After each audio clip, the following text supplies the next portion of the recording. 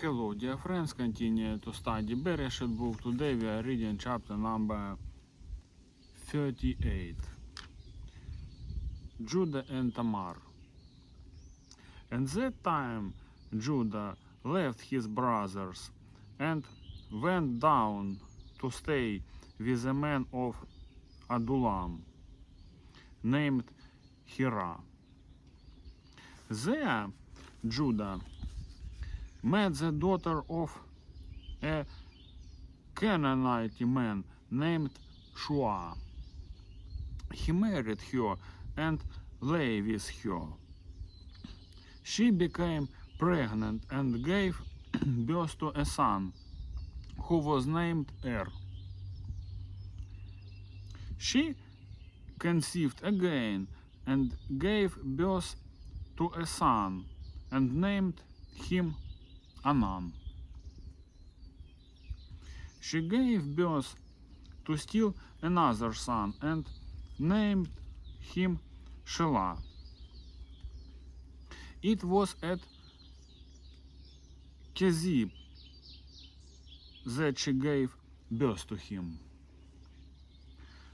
Judah got a wife for his firstborn, and her name was Tamar. But Judah's firstborn, was wicked in the Lord's sight, so the Lord put him to death. Then Judah said to Anan, "Lie with your brother's wife and fulfill your duty to her as a brother-in-law to produce offspring for your brother." But Anan knew that the offspring would not be his. So whenever he lay with his brother's wife, he spilled his semen on the ground to keep from producing offspring for his brother. What he did was wicked in the Lord's sight, so he put him to death also. Judah then said to his daughter-in-law Tamar, "Live as a widow in your father's house until my son Shelah grows up."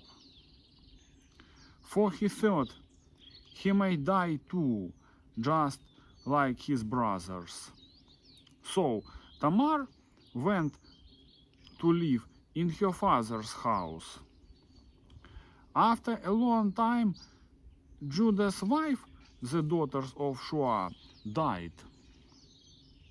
When Judah had recovered from his grief, he went up to Timnah, to the men who were shearing his sheep, and his friend Hira, the Adullamite, went with him.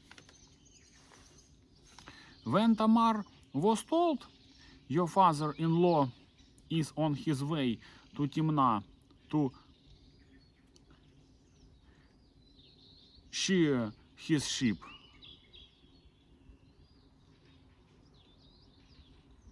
she took off her widow's clothes, covered herself with a veil to disguise herself, and then sat down at the entrance to Enaim, which is on the road to Timnah.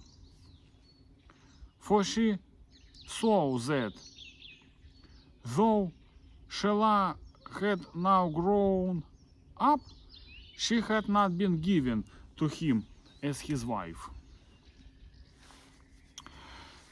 When Judah saw her, he thought she was a prostitute, for she had covered her face.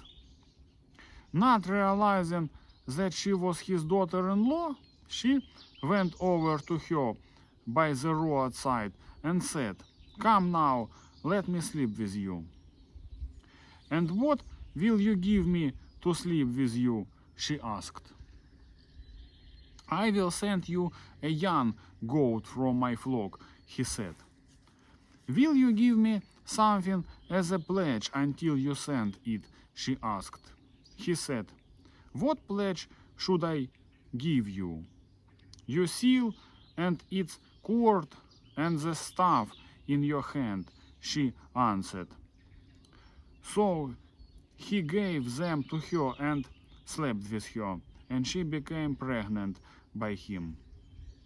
After she left, she took off her veil and put on her widow's clothes again. Meanwhile, Judah sent the young goat by his friend the Adulamite in order to get his pledge back from the woman. But he did not find her. He asked the man who lived there, where is the shrine prostitute who was beside the road at Enaim? There hasn't been any shrine prostitute here, they said.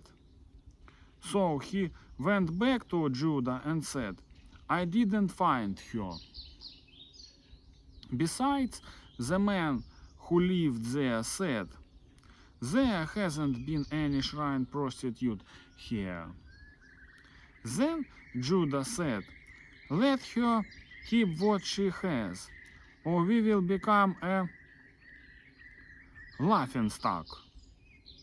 After all, I did send her this young goat, but you didn't find her.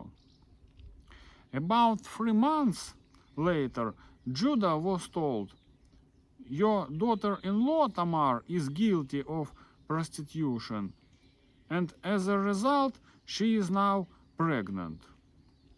Judah said, bring her out and have her burned to death. As she was being brought out, she sent a message to her father-in-law. I am pregnant by the man who owns this, she said. And she added, see if you recognize whose seal and cord and staff these are. Judah recognized them and said, she is more righteous than I, since I wouldn't give her to my son Shelah. And he did not sleep with her again. When the time came for her to give birth, there were twin boys in her womb. As she was giving birth, one of them put out his hand. So the midwife took a scarlet thread and tied it on his wrist and said, this one came out first. But when he drew back his hand, his brother came out, and she said, so this is how you have broken out. And he was named Perez. Then his brother, who had the scarlet thread on his wrist, came out, and he was given the name Zerach. Today that's all, my friends. Bye-bye.